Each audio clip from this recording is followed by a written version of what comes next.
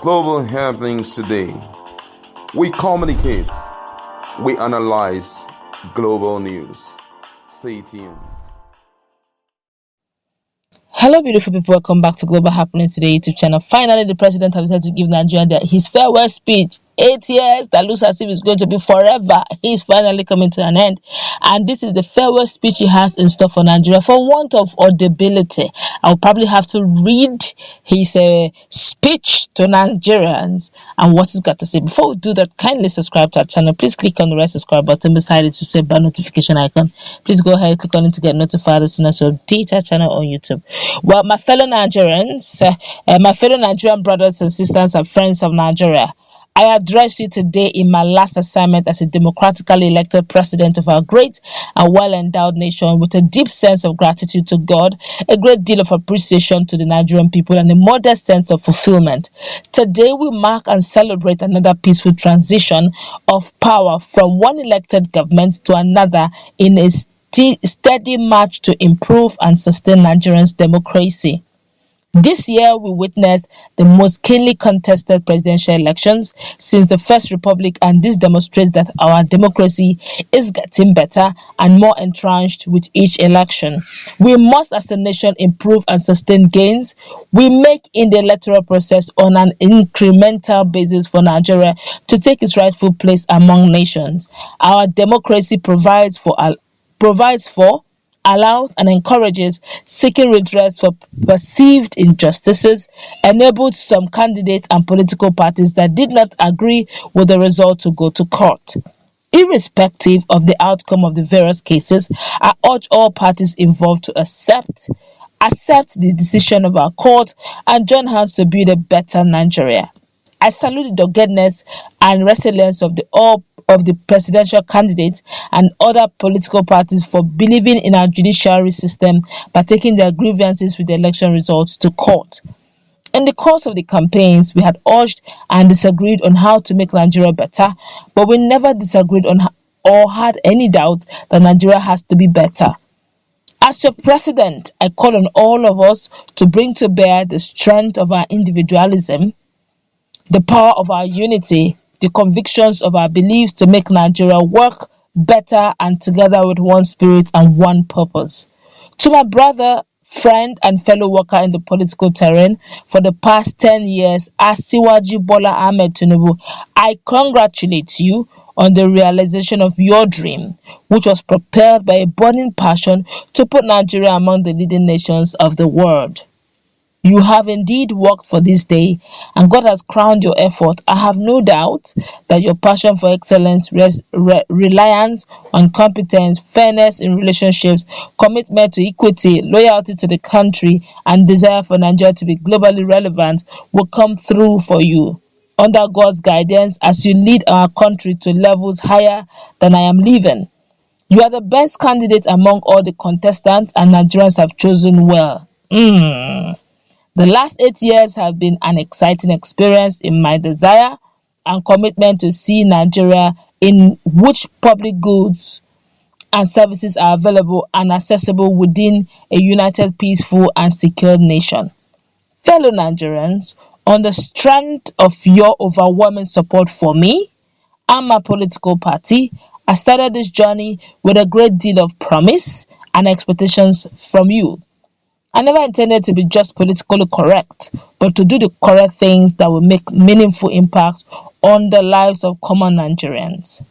The highest expectation was not misplaced because, like the ordinary Nigerian, I had grown tired of watching the country progressively moving away from the path of correctness. To ensure that our democracy remains resilient and our elected representatives remain accountable to the people, I am leaving behind an electoral process which guarantees that votes count, results are credible, elections are fair and transparent, and the influence of money in politics reduced to the barest minimum. And Nigerians can elect leaders of their choice.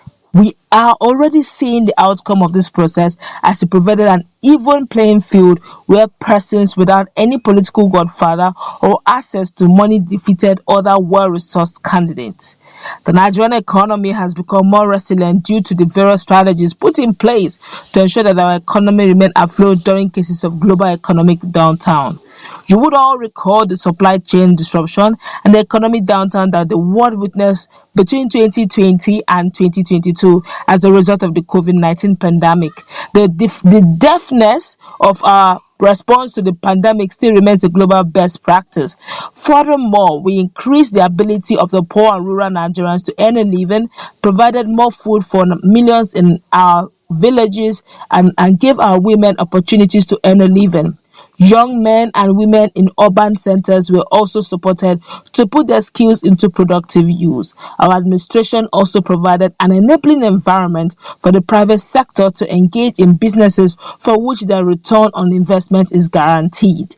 The private sector proved a strong partner in our drive to build a resilient and sustainable economy, as evidenced by the growing number of turnkey projects in various sectors of the economy. In the course of revamping the economy, we made some difficult choices, most of which yielded desired results. Some of the measures led to temporary pain and suffering, for which I sincerely apologize to my fellow countrymen, but the measures were taken for the overall good of the country. Mindful of the need to ensure adequate infrastructure to drive economic growth, we completed age-long projects and processes, notably amongst which are the Petroleum Industry Act, completion of some power projects, completion of the second Niger Bridge, and various important roads linking cities and states.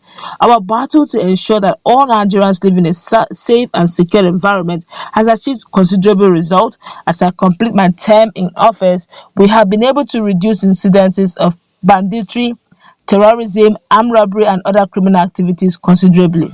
To sustain the gains made so far, I call on all Nigerians to be more vigilant and support the security agencies by ensuring that our values defined by being your brother's keeper govern our actions.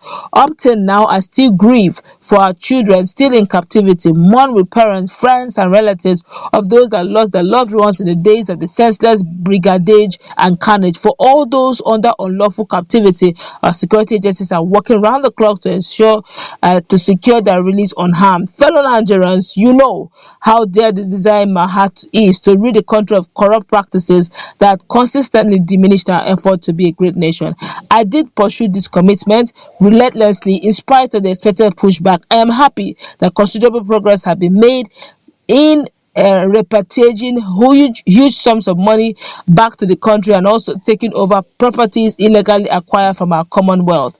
To improve service delivery, we began the implementation of a number of reforms aimed at producing an efficient, productive, incorruptible, and citizen-oriented EPIC, that's EPEC, Federal Civil Service, and the results are beginning to show. On the international scene, Nigeria's influence continues to grow as exemplified by notable Nigerians occupying headship and leadership positions in renowned global bodies. Our democracy is built on and continues to thrive on principles of separation of powers. The leadership and members of the National Assembly deserve my appreciation for their patriotism, which did not distract from their roles as a check to the executive arm. I also want to use this opportunity to express my appreciation to a good number of Nigerians who provided their support and encouragement to help me navigate the exciting journey in moving Nigeria forward. I cannot and will not forget the millions who prayed for me during my illness in my first term of office. I'm constantly praying for you and for Nigeria to thrive in peace. As I retire home to Dara, Katsina State, I feel fulfilled that we have started the Nigeria rebirth by taking the initial critical steps, and I'm convinced the incoming administration will quicken the pace of this work to see a Nigeria that fulfills its destiny to be a great nation. I am confident that I am leaving the office with Nigeria better in 2023 than in 2015. I thank you all, and may God bless the Federal Republic of Nigeria. I say an amen to that. Let's meet in our comment section. You've heard it all. This is in summary what he